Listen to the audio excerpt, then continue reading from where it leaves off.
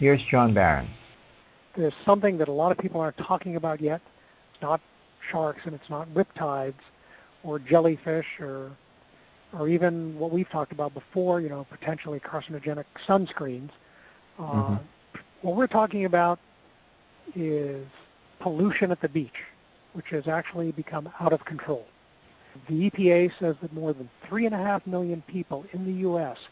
get sick every year after coming into contact with raw sewage at the beach.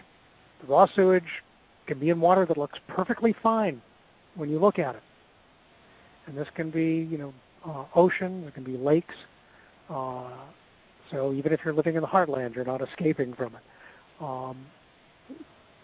As I said, it can be in water that looks perfectly fine, but that water can be a bacterial nightmare.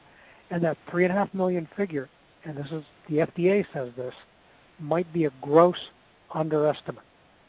Because when people get sick after swimming at the beach, they don't necessarily know it's because the water was toxic, which means they don't report it. So they believe that that number could be much, much higher. Contamination usually happens after there's been a heavy rainfall. When untreated waste washes into storm drains, they empty right into the ocean. The rainfall can cause overflow at sewage treatment plants. Also, rivers and streams typically terminate by flowing into large bodies of water. As we know, large rivers and streams are often used for dumping waste. Cities upstream often dump sewage in them. You get them downstream. But yes, sewage can actually come right into your favorite wading spot. So that pretty place where the river meets the sea or meets the lake, it may be the most toxic location on the shore. It's the juncture where the stream dumps into the lake, toxic. So the rule of thumb, number one, is take your swim far away from the river stream empties into the body of water you're swimming in. Go to the other side. Now, it turns out, and let's talk about how widespread this is.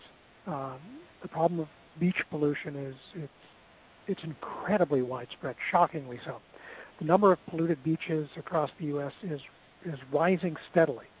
In 2011, the EPA basically issued a report that evaluated like 3,600 beaches, and they found that over 40% had been issued at least one warning for conditions that posed a risk to public health during the swim season.